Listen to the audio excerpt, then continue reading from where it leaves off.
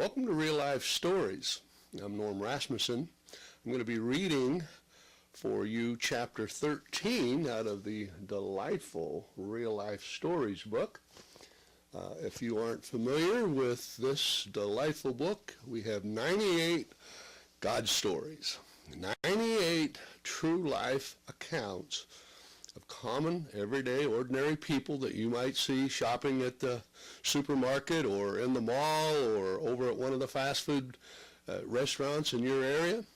And these people have taken the time to share about some important moments in time where they looked to the Lord and He helped them in their time of trial.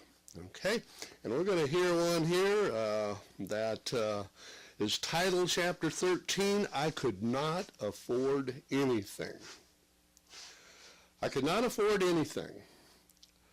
I had only 5 trays of ice, but somehow the money was always there.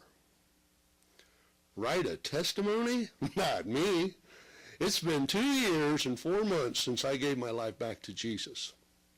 Today, while sitting at my desk, God said, write your testimony on financial needs.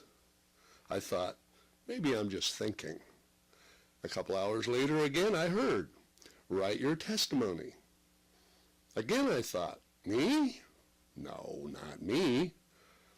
On the way home from work, I heard again, write your testimony on financial needs.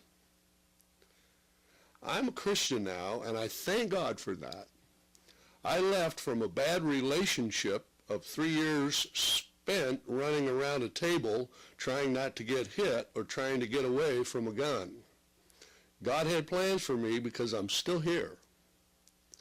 One day when he was high on coke and drinking, I told him that if he left with the person who he always got high with, I was not going to be here when he got back. Several times I wanted to leave, but just couldn't. This time was different. I was not afraid. When he left, I packed just what I needed for a couple of days. He called and threatened to kill me and my kids if that is what it took. I moved in with my son. His house was empty at the time. His girlfriend moved out with the children, so I had a place to go. I stayed for a while, and then my son and his girlfriend got back together.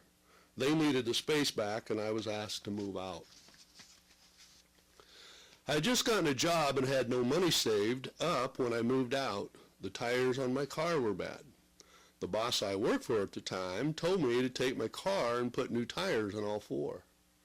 I moved into an apartment, and I couldn't afford that either, but the money was there for me.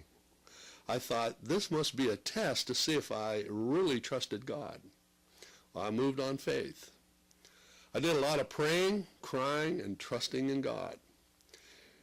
Every time something came up like rent, a car payment, a NIPSCO bill, or a telephone bill, the money was always there. I would get a check in the mail for money. I forgot I'd loaned out, or someone would just stop by and offer me a bag of groceries. When I moved into my apartment, I had 5 trays of ice, and that was all. But I was happy. I didn't worry because I knew God would not let me starve. What a blessing God has given me. I had never lived by myself, and I thought, how's this going to work out? God knew. He wouldn't give me something I couldn't handle. I can say I have never went without anything I needed. God has put people in my life to see that I had what I needed. All the people helping me would find jobs for me to do to help me out. My friend Mary would see that she had painting to do and call up and ask, can you paint? I'd say, I'll do my best, and off to Mary's I would go. I finally realized that my treasures are not here on earth. They are in heaven with Jesus. I have had the love of my family and support from my daughter. She'd been such a blessing to me. Every time I would call her to pray for me, she would never have to ask why. She would just pray. I've had to put all my trust and faith in God. He's pulled me through all the rough times and the low times in my life. I know it was God who pulled me through. What God has helped me with financially and in every aspect of my life, he can do for you. You must have faith in God and trust him. All things are possible with God.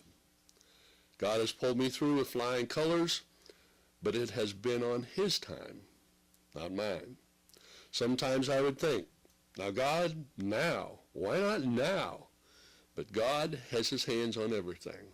Who, what, when, and where? Only God knows. Sundays when the dance team at church would dance so beautifully and gracefully, I would think, could I do that for God? I got such a blessing from watching the dancers. Now I'm a member of the dance team. I know I will be able to bless someone like I was blessed through dance. I hope I can do all things. I know I can do all things through Christ. And this is written by a Carolyn.